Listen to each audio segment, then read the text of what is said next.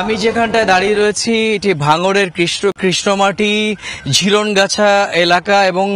আমার পেছনে যেটি এটি হচ্ছে বাগজোলা খাল এবং আমরা দেখাবো যে খালে কিন্তু যথেষ্ট স্রোত রয়েছে এবং সম্ভাব্য যে পুলিশ কিন্তু ইতিমধ্যেই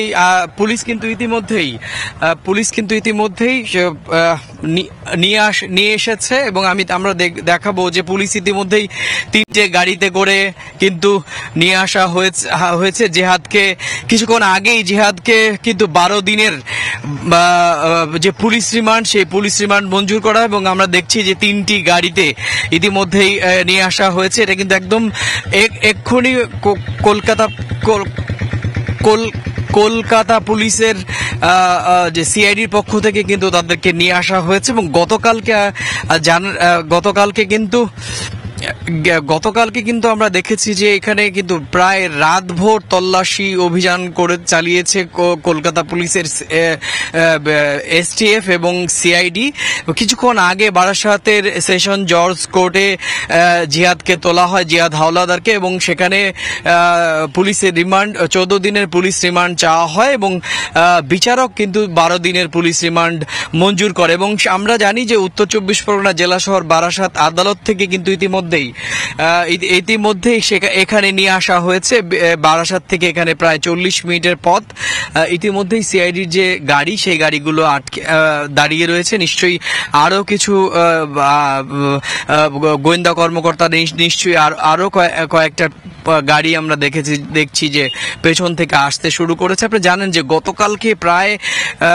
3 ঘন্টার ওপর সময় কিন্তু আমরা জানি যে 3 ঘন্টারও বেশি সময় কিন্তু সিআইডির দল এই বাগজোলা খালের যে স্রোতের মধ্যে কিন্তু এই যে নোংরা আবর্জনা পড়ে রয়েছে সেখানে কিন্তু সিআইডির পক্ষ থেকে অভিযান চালানো হয়। কিন্তু বাস্তবিক অর্থে এমপি আনারের মরদেহের কোনো অংশ বা অংশবিশেষ বা কোন যেভাবে বলা হচ্ছিল যে 3টি ট্রলিতে করে নিয়ে আসা হয়েছিল সেই ট্রলির কিন্তু এখানে কিছু পাওয়া যায়নি এখনো পর্যন্ত। তবে এখনো পর্যন্ত আমরা যেটা জানতে পেরেছি যে এই বাগজোলা খালে ডিজাস্টার ম্যানেজমেন্ট রাজ্য সরকারের যে দুর্যোগ ব্যবস্থাপনা দপ্তরের যে এক্সপার্ট তারা কিন্তু এখানে আসবে এবং এখানে রীতিমতো ডুবুরি নামিয়ে কিন্তু এখানে তল্লাশি চালানো হবে। এবং এই মুহূর্তের যেটি সবচেয়ে বড় খবর যে ইতিমধ্যেই 12 দিনের রিমান্ড মঞ্জুর করা হয়েছে এবং কসাই, আপনারা জানেন যে খুলনার দিঘলির থানার ব্যারাকপুর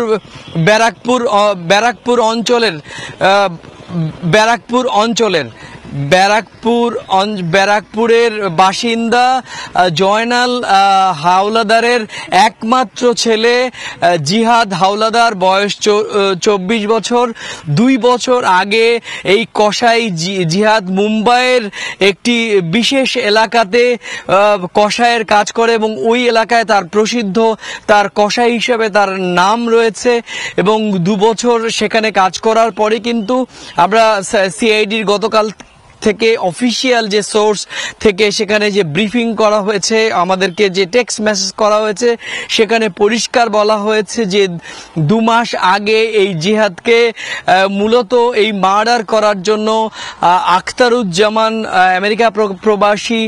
তিনি কিন্তু এখানে হায়ার করে নিয়ে আসেন এবং 2 মাস ধরে এই কসাই জিহাদ মুম্বাইয়ের বাসিন্দা ছিল, বাংলাদেশের